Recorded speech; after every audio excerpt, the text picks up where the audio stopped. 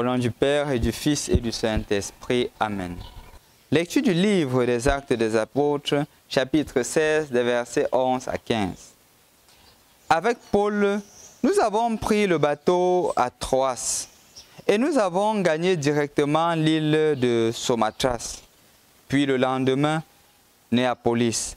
Ensuite, Philippe, qui est une cité romaine, la première de cette région de Macédoine. Nous avons passé là quelques jours et, le jour du sabbat, nous sommes allés hors de la ville, au bord de la rivière. Nous pensions y trouver l'endroit où les Juifs venaient prier. Nous nous sommes assis et nous avons parlé aux femmes qui étaient réunies. Il y avait parmi elles une certaine Lydia, une commerçante en tissu de pourpre, originaire de la ville de Thyatire, qui adorait le vrai Dieu. Elle nous écoutait car le Seigneur lui avait ouvert l'esprit pour la rendre attentive à ce que disait Paul. Elle se fit baptiser avec tous les gens de sa maison et elle nous adressa cette invitation. « Puisque vous avez reconnu ma foi au Seigneur, venez donc loger dans ma maison. » Et nous avons été forcés d'accepter. Bonjour chers frères et sœurs dans le Christ. Rendu au lundi de la 6e semaine du temps de Pâques, nous sommes en train d'entrer dans l'ascension de notre Seigneur. Et entrant dans l'ascension, nous avons préféré pour aujourd'hui continuer l'action de l'Esprit Saint dans la vie de la communauté chrétienne, dans l'action évangélisatrice de la communauté chrétienne. Mais de prime abord, je voudrais vous inviter à méditer le psaume 123 qui dit « Si le Seigneur ne bâtit la maison, les bâtisseurs travaillent en vain. Si le Seigneur ne garde la ville, c'est en vain que veillent les gardes. » Pourquoi je le dis, chers frères et sœurs dans le Christ? Parce que comme chrétiens, parfois on a la tendance à croire que l'œuvre d'évangélisation, c'est notre effort. C'est nous qui évangélisons, c'est nous qui convertissons les gens. C'est faux. C'est archi faux.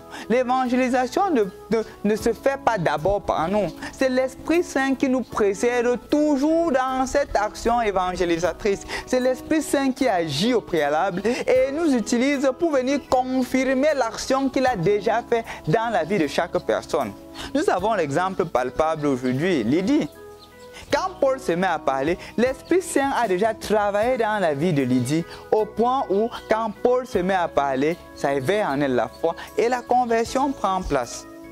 Donc, mon frère, ma soeur, je voudrais que tu prêtes attention à cela, non? Même dans la conversion des enfants, ce n'est pas que toi, ce n'est pas ton effort. C'est l'effort de Dieu, c'est l'action de Dieu qui est là. Et de ce fait, même dans l'éducation des enfants, dans la vie de couple, ce n'est pas d'abord les stratégies que tu mettras en place. Je ne dis pas qu'il ne faut pas mettre les stratégies, mais la priorité, c'est d'abord de t'asseoir, de mettre le genou au sol et de prier. C'est d'abord cela, parce que c'est l'Esprit Saint qui œuvre en tout. C'est l'Esprit Saint qui est d'abord l'acteur principal. Quand on fait appui sur ses propres forces, on tombe. Rappelons-nous de Pierre. Seigneur, je ne t'abandonnerai pas, il est tombé. C'est quand on se retourne vers le Seigneur que les choses se produisent bien dans notre vie. Je voudrais donc t'inviter aujourd'hui, dans toute action que tu feras aujourd'hui, prie d'abord. Prie d'abord, demande au Seigneur de te précéder dans ce que tu feras. Demande au Seigneur d'être là avant même que tu ne parles. Et parfois, il y a des situations dans lesquelles tu penses que c'est impossible. Dis au Seigneur que Seigneur, c'est toi qui m'as appelé. Toi, agis. Et le Seigneur agira. Parce que nous sommes dans ses mains comme des vases d'argile. Et c'est lui qui nous donne la forme. Laissons-nous conduire donc par lui. Et aujourd'hui aussi, soyons des autres Lydie. Des Lydia, pourquoi? Des Lydia capables de se laisser transformer par la parole. Des Lydia capables de laisser la parole de Dieu leur toucher. Des Lydia capables de ne pas être indifférentes lorsqu'on est touché par la parole de Dieu, mais qu'on agisse.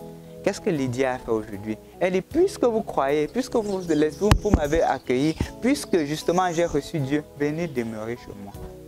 La générosité, c'est la conséquence claire de l'action de Dieu dans notre vie. Quand on est touché par Dieu, tout ce qu'on doit exprimer, c'est l'amour et la générosité. c'est un signe qui te permettra de savoir si tu es touché par Dieu, si tu as toujours de la haine, si tu as toujours des rancunes, si tu as toujours des divisions, ou si petit à petit tu sens que l'amour est en train de prendre la place et la haine est en train de disparaître. Et là, tu deviens une autre Lydie. Au nom du Père et du Fils et du Saint-Esprit. Amen.